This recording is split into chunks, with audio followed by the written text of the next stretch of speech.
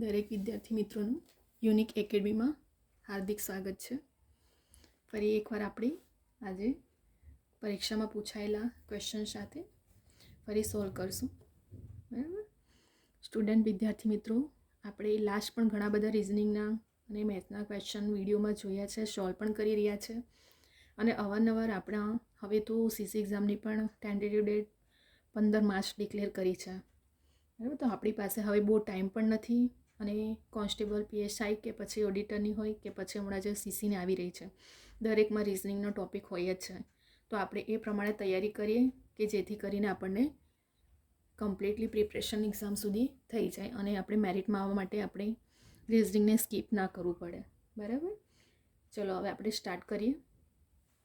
ઘઉં ચોખા કરતાં 20% સસ્તા છે, તો ચોખા ઘઉં કરતાં કેટલા ટકા મોંઘા છે? આ લાસ્ટ રેવન્યુ તલાટીની એક્ઝામમાં પૂછાયેલું ક્વેશ્ચન છે. બરાબર. શું પૂછ્યું છે અહીં? ઘઉં ચોખા કરતાં 20% સસ્તા છે, તો ચોખા ઘઉં કરતાં કેટલા ટકા મોંઘા છે? આપણે શોર્ટ ટ્રીકમાં જ બધું શોધવાનું છે. પણ ક્યારે શોર્ટ ટ્રીક તમને આવડશે? જ્યારે તમે પ્રેક્ટિસ કરી હશે ત્યારે. જો તમને ફોર્મ્યુલા, શોર્ટ ટ્રીક, મેથડની પ્રેક્ટિસ ખબર હશે તો જ તમે એક્ઝામમાં કવર કરી શકશો. ચલો હવે આપણે સ્ટાર્ટ કરીએ કે કેટલા ટકા મોંઘા. આપણને કેટલા ટકા મોંઘા કીધું છે, તો કેટલા ટકા મોંઘા માટે આપણે સૂત્ર શું મૂકશું? આર એટલે ટકા, છેદમાં 100 માઇનસ આર એટલે ટકા, ગુણ્યા 100. શોધવાના હોય તો આપણે 100માં ટકામાં ફેરવવું પડે, એટલા માટે. તો 20% આપણને કેટલું રેટ આપ્યો છે? 20. તો 20 લખશું, છેદમાં સૂત્રના 100 અને આર પાછું 20% આપ્યું છે, ગુણ્યા 100 સૂત્રનું. આ સૂત્ર છે તમારો. બરાબર. આ સૂત્ર છે શોધવાનો. તો આ સૂત્ર પ્રમાણે જ આપણે ગણવાનું છે. ચલો 20 બેઠા મૂકી દઈશું. 100માંથી 20 જાય તો 80 ગુણ્યા 100. 0 0 ઉડી ગયા, 4 દુ 8 અને અહીં 100. તો 1/4 રહ્યું, ગુણ્યા 100. તો 25 ચોક ઉડી ગયું. આપણો આન્સર કેટલો આવ્યો? 25% આન્સર આવ્યો. કેટલો આવ્યો? 25%. ફરી એકવાર, જો ઘઉં ચોખા કરતાં 20% સસ્તા છે, તો ચોખા ઘઉં કરતાં કેટલા ટકા મોંઘા? આ પૂછાય છે ક્વેશ્ચન ઘડીએ ઘડીએ. એટલે જ્યાં વધારે ફોકસ કહું છું કે આ ક્વેશ્ચન આવા ટાઈપના પૂછાય છે, તો ત્યાં વધારે પ્રેક્ટિસ રાખજો અને મેથડ, શોર્ટ ટ્રિક્સ, ફોર્મ્યુલા યાદ રાખજો. બરાબર. શું છે આનું સૂત્ર? શું છે? આર અપોન 100માંથી આર કેટલા માઇનસ કરી દેવાનું, પછી એને 100 વડે આપણે ગુણાકાર કરવાનું ટકા શોધવા માટે. આપણે ટકા ત્યાં આપી દીધું છે, તો 20ના છેદમાં 100 માઇનસ ટકા 20 ગુણ્યા 100. હવે 20 100માંથી 20 જાય તો 80 ગુણ્યા 100. અહીં તો મેં આખું તમને સ્ટેપ બાય સ્ટેપ કર્યું છે. એક્ઝામમાં તમે ફટાફટ, જો તમને ફોર્મ્યુલા ખબર જ હોય તો શું કરવાનું? આપણે 20 આપી દીધું છે, છેદમાં 100માંથી 20 જાય તો 80 ગુણ્યા 100. 0 0 ઉડી ગયા, 4 દુ 8 ને 25 ચોક 100. 25% આપણો શું આવ્યો? આન્સર. એટલે કેટલા ટકા આવ્યા? 25% આપણો આન્સર આવી ગયો. બરાબર. હવે આપણે નેક્સ્ટ ક્વેશ્ચન જોઈએ.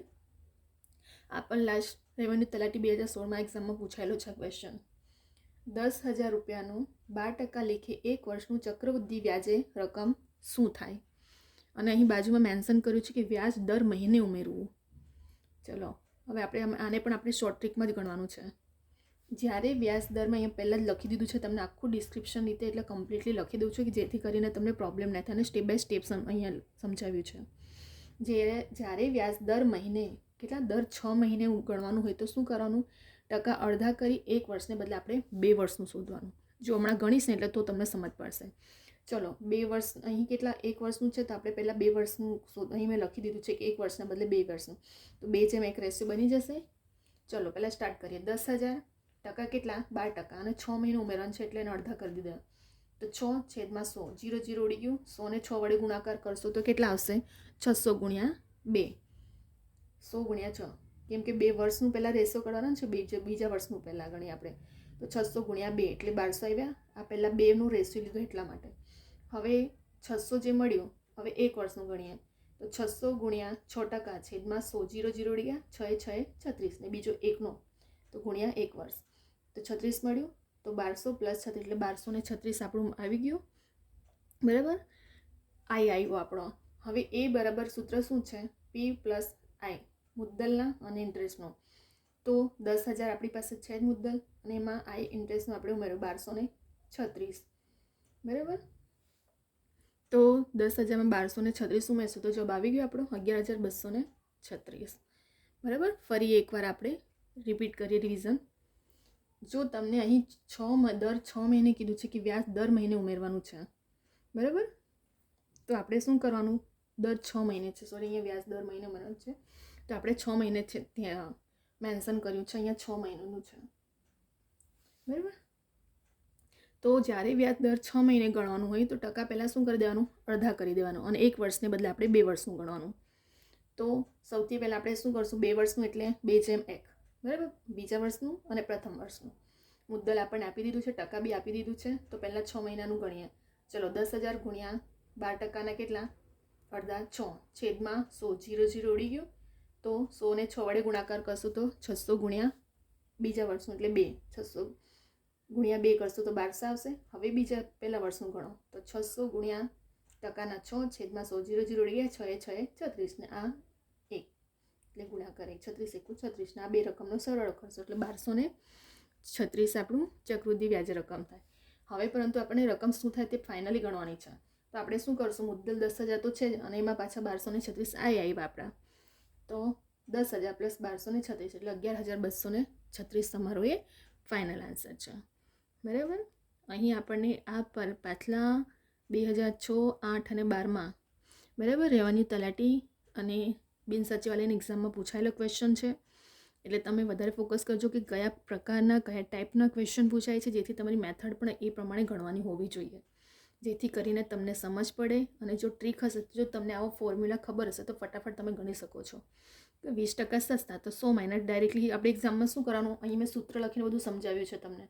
એક્ઝામમાં ડાયરેક્ટલી શું કરશો તમે, 20 છેદમાં 80 કરી દેવાનું, 100માંથી -20 બાદ કરી દેવાના, સસ્તા છે એટલે, ગુણ્યા 100, 0 ઉડી ગયો, 2 ચોક 8 ને 25 ચોક 100 ઉડી ગઈ, એટલે 25% ડાયરેક્ટલી આન્સર આવી જાય.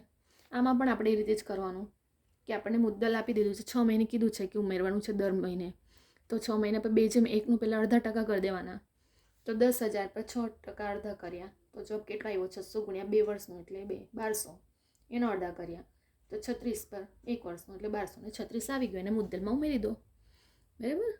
એવી રીતે આપણે એક્ઝામમાં શોર્ટ ટ્રીક જો તમારી પ્રેક્ટિસ હશે, તમને ફોર્મ્યુલા તમે મેથડ પ્રમાણે ગણ્યું હશે, તો તમે એક્ઝામમાં માર્ક્સને કવર કરી શકો અને મેરિટમાં આવી શકો. અધરવાઇઝ વિધાઉટ પ્રેક્ટિસે તમે નહીં મેળ પડે મેરિટમાં ગવર્મેન્ટ જોબમાં, બરાબર. આપણે ઘણા બધા રિઝનિંગના વિડીયો લઈને આવી રહ્યા છે અને આગળ પણ આપણે લઈને આવશું.